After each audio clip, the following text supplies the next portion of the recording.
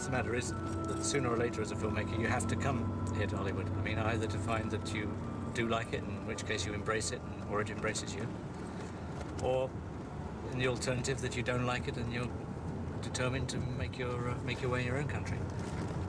But when I first came here 2 years ago, I certainly had very little to complain about. I was given virtual autonomy at Columbia, and every reason to believe that the next 3 years were going to be productive, even if they weren't going to be that enjoyable. So no one ever turned up with more going for them. We did this film by David Puttnam just after he'd been really kicked out by Columbia Pictures in Hollywood. They'd asked him over as the bright star, not only of British filmmaking, but of international filmmaking, to run their studio system, which they thought rightly was being run into the ground. And he went there and he put radical and very good mid and long-term ideas into play. But the big beasts, the Warren Beatty, the Dustin Hoffman, the Bill Cosby, he had all sorts of reasons not to like his economies and his hard decisions about scripts and the way he operated, which was idealistic and realistic at the same time. In other words, they wanted to keep the power, in my view, and I won't go any further because American libel laws are quite strong. But he had had enough and they'd had enough of him. And it was a very disappointed and disillusioned David Puttnam that I met. I'd known him for quite a while. He was one of the gang in the 1960s, working class, lower middle class men, usually, David Bailey, Alan Parker, and they came through advertising generally.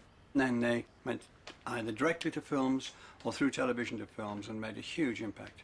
David produced Chariots of Fire, The Killing Fields, Bugsy Malone, films which went round the world, which people thought, but British can't do that, why don't they stick to Ealing comedies that we needn't watch? Anyway, he did that. He was a terrific producer, and he still is. When you were offered this Columbia job, it was more than an offer of a job. It was actually a temptation to leave behind a way that you'd set yourself. Whatever you do in the film industry, you always wonder what it would be like to run a studio, what it would be like not to have to continually have to play the game of putting films together. And Patsy made this point over and over again, that what will happen when you're in 10 years' time, when you're 55, won't you wonder what it would have been like, or what your life would have been like, or what you would have learned had you accepted the offer from Columbia. The offer came with no strings. I didn't feel I was letting myself down in any way. I wasn't compromising. What was the deal? What were you being offered? I'm not talking about cash, but I mean, what was the deal? An autonomous right to run a studio, to make between 12 and 15 films a year, and to be responsible for their worldwide marketing. Would you tell us what the situation was at Columbia before you came, concentrating on how films were packaged, how what we saw on screen came to the screen? Columbia had a group of some good, some less good producers supplying product into the company. And I've referred to them, some people find it offensive, I've referred to them as a group of baronies. Like they were baronies, effectively running what was, to all intents and purposes, a fairly weak principality. The principality merely supplying the finance and, of course, the distribution expertise.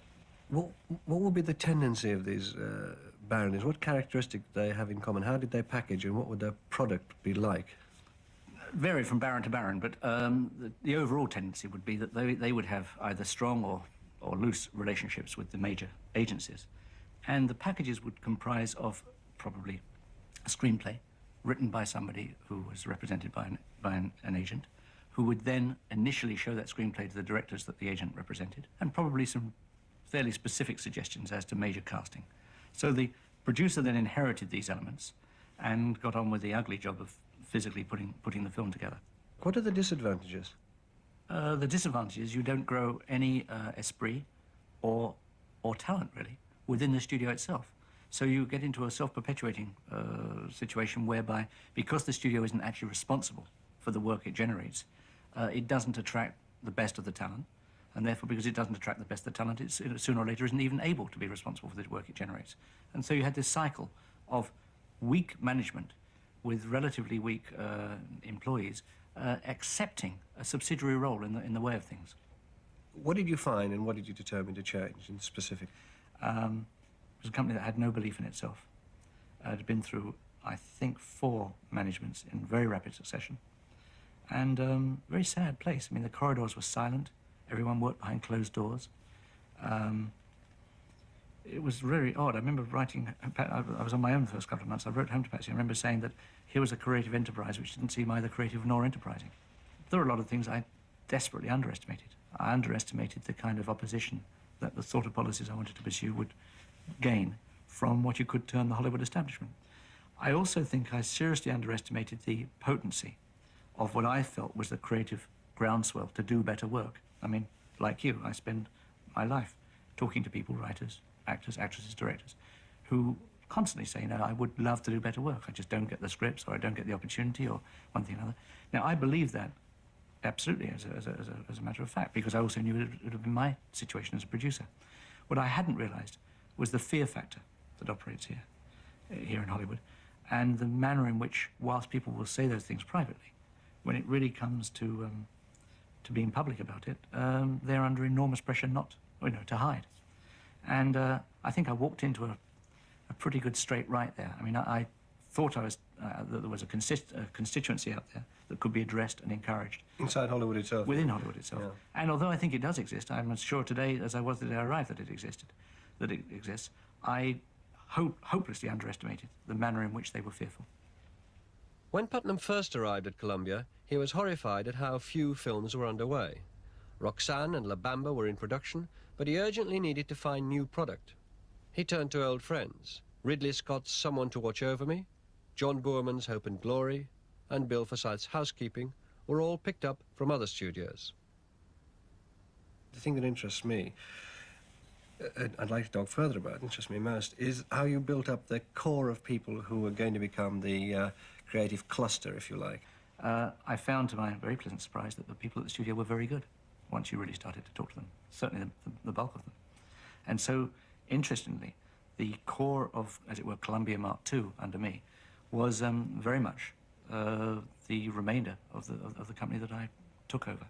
I then tried to embellish that with people I knew and people who had specific skills that I thought were missing. That was as it were, the internal core. Then what I did was go out into the community and try and find what I would term the disenfranchised, the people whose work I personally admired, but who either for one reason or another were unfashionable, or whose work just hadn't clicked with the other studios. And then, lastly, I put a lot of time, effort, and energy into the development of programs for young producers, young directors, young writers. We actually instigated 5 programs during the time I was at the studio, with good results. I mean, fun enough, our very first young director program resulted in an Oscar nomination for the first of the movies that was made. We had a minorities program, one for women and another one for black and Hispanic minorities, because they are hopelessly underrepresented in Hollywood at present. Were you looking for, within certain parameters, of course, were you looking for a particular sort of movie? I suppose so. I mean, if you'd asked me this a year ago, I probably would have denied it, but I think I was, yes. I mean, I've always had this theory, I think we've discussed it before. When I'm teaching, I always talk about or movies and movies. I'm fed up with, and I kind of despise the notion that a film is commercial or it's meaningful. Or I think that's a kind of hopeless, self-defeating notion. I remember talking with David once when we were thinking about, we were just chatting about, films of the year, and was this a good year for film, a bad year for film? And he said the thing which has really struck me about this year, and it was a number of years ago now, he said, is that there have been films there which have had powerful things to say, important things to say, inspiring things to say, things which kind of take us away from the mundane or just sheer entertainment. By the way, all that has a place, but things with a message. And I think in my time and knowledge of David and seeing what he's done, but I've always felt that there's that kind of driving purpose through whatever he does. It's not just enough to be very successful. It's not just enough to reach lots of numbers of people. There's also got to be, yes, but why am I doing this? And that sense of purpose, which I think is very powerful and very important. Cinema takes people at their most vulnerable, and in a way, if you like, almost at their most unconscious. People look at a cinema screen, it's bigger than them, they're in darkness, it's a shared experience, and they drift off. And I think they drift off in a very positive way. If at that moment you don't feed people ideals more than just ideas, or ideals, if you like, mixed with ideas, I think you're doing them a disservice. I think it's very important, Melvin, honestly, to encourage people to believe, at least believe, that good men behaving properly and believing in truth will overcome. Because if we don't believe that, if none of us believe that, then half the people in Hollywood, for example, would still be making bricks for the pharaohs. You have to believe in the potential of the human spirit. It's all we have. It's the only thing that sees us through crises. And that was what you were trying to turn the studio around to do? Yes. The whole purpose of which comes back to my original conversation with Coca-Cola, was to build a studio for the years for 1995 and a staff that could take over in 1990 from me with an ethos in place. I know that's a rather overused word, but my thought was all I can do in 3 years, try and create an ethos, try and create an enthusiasm, and try and create a direction for the... What feeling did you have around town? I mean, the idea is that you very early on affronted as well as disenfranchised the establishment. The agent package was something you weren't going to buy. You thought it was wasn't good enough and it was too expensive anyway. I used to hear plenty of murmurings, but I think, you see, the principal attack, and we haven't touched on this, the principal attack I guess I was making was on people's incomes. Sure. I inherited a job where a great number of people were making rather more than $1 million a year out of the existence of Columbia Pictures. And the idea of halving or quartering that did not appeal to them at all. And I really was trying to make the point that we would make films based only on and solely on the quality of material. Whereas there were people who had, in the past, been having films made, not I wouldn't say only, but very largely as a result of their relationship with the studio, their core relationship with the studio. And that changed. And so I didn't make friends. Puttnam's enemies were powerful. They included Mike Ovitz, an influential agent who represented, amongst others, Sylvester Stallone, veteran producer Ray Stark, and stars Dustin Hoffman and Warren Beatty, who tried to blame Puttnam for the flop of their film Ishtar. Finally, Puttnam alienated Bill Cosby, then riding high in a successful TV series. Bill Cosby proved to be David Puttnam's most dangerous critic. Not only was Cosby a major star, used to controlling his own projects, he was also earning $4 million a year as spokesman for Columbia's owners, Coca-Cola. My predecessor had come to an arrangement, which on the face of it was a very sound one, with Bill Cosby to star in his first comedy, certainly the first comedy since he became this kind of television megastar in this country. What happened was that turned into a script which was anything but wonderful. In hindsight, I let that drift forward. The film got made. I did my best to bring together elements of, that would make it a bit better. And of course, a pretty catastrophic film resulted from the whole thing. But worse than that, a pretty catastrophic relationship with Bill Cosby also bubbled forth. What are these Coca-Cola people doing anyway? Frankly, I can be rude about that. What are they knowing about movies when the fact that they play golf with Bill Cosby, who owns a bottling plant and fronts their product, has got anything at all to do with the way you want to make films? Well, I mean, that's an interesting... What you're criticising, which is, and rightly criticise, is my failure to grasp the deeper realities of the situation. At the end of the day, I think that I was living in one real world, and they lived in a different real world. At the end of the day, brutally, do you think, when they got to the 19th hole on the golf course, I'm sure they probably drink non-alcoholic drinks, those guys, and that sort of thing. Anyway, did they say it's Cosby or Puttnam?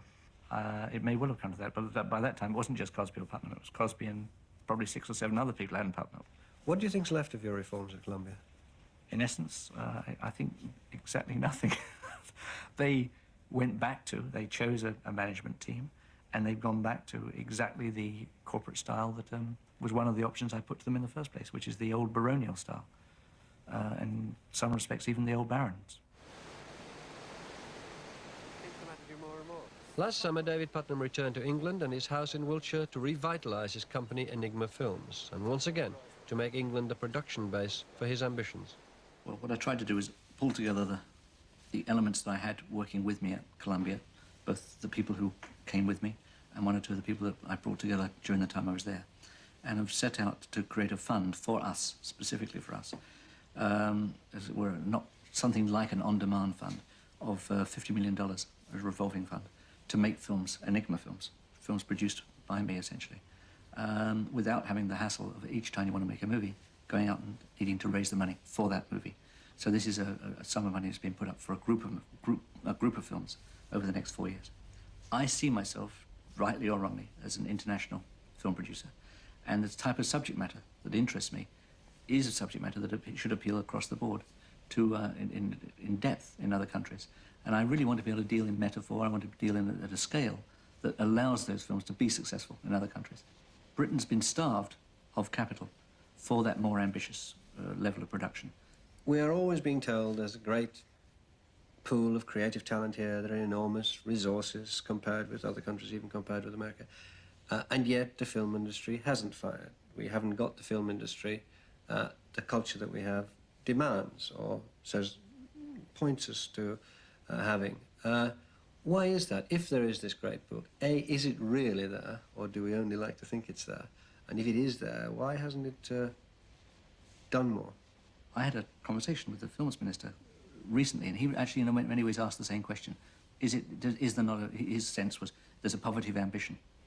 Well, yes, in a way there is a poverty of ambition, but I think it's the poverty of ambition that comes from people who've continually been disappointed, continually felt let down, continually had ideas and had promises made to them which have proved not to be saleable or not to be doable. And sooner or later, any sensible creator starts to work within a framework that is achievable and stops trying to bang his head and bang his head and bang his head against brick walls. I guess it's for the people like me, the likes of me as a producer. My job is to bang my head against not so much brick walls, but doors, until those doors open. One of David's enduring qualities that he sees and has seen over his career, the power that this country has culturally, in film, in television, in radio, in all sorts of other ways in the creative industries. And I think one of the things about the UK now is we sort of accept we're good at these things, but that's taken 20 or 30 years.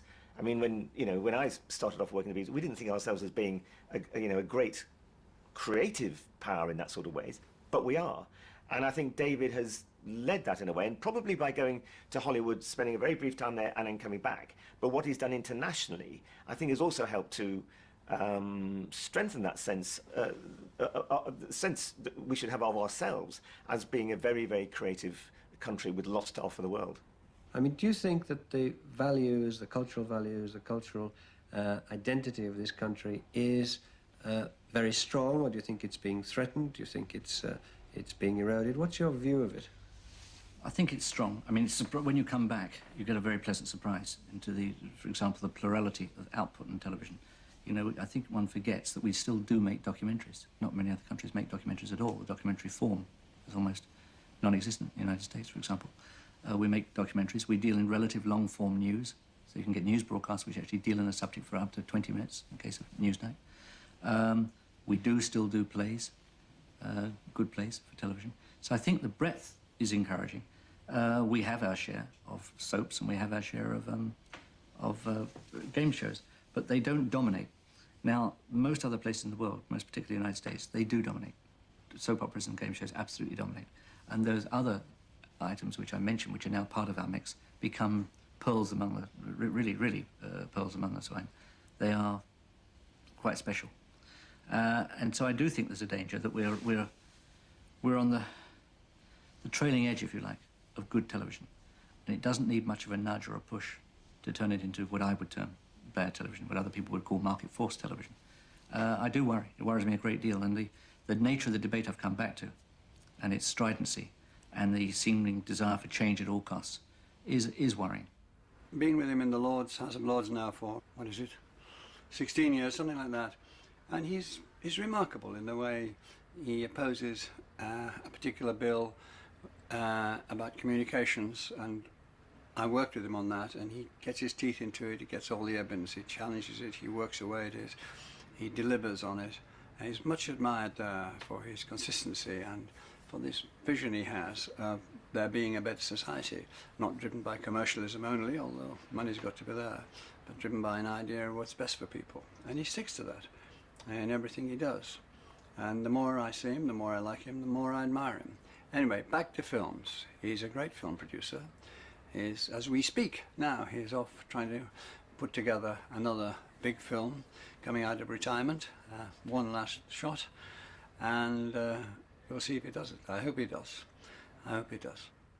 Coming back to your own role as a film producer, how do you relate what's happening in this country to what you saw very much from the inside of not only the film industry, but one of the heartlands of American industry in Hollywood? I see this great narrowing of choice in the United States, which is very odd because it comes at the same time as the broadening of delivery mechanisms. As more satellites come in, as more cable comes in, there's more means and channels of getting this information out to the public, only seems to be followed by a limiting and a greater and greater and greater limiting of the spectrum of choice when it comes down to the nature of the programs. That is a real paradox. Yes, and that threatens to a certain extent here. I think so, totally, and I think anyone that doesn't see that, as I say, is choosing not to see it. If we're going to leave behind as a generation, yours and my generation, anything better than what we found, then that's going to depend entirely on the cultural output. And our cultural output, in turn, will depend on the opportunities we have to make good television programming at an affordable cost and not be constricted in the way that I've described the American system. Thanks very much.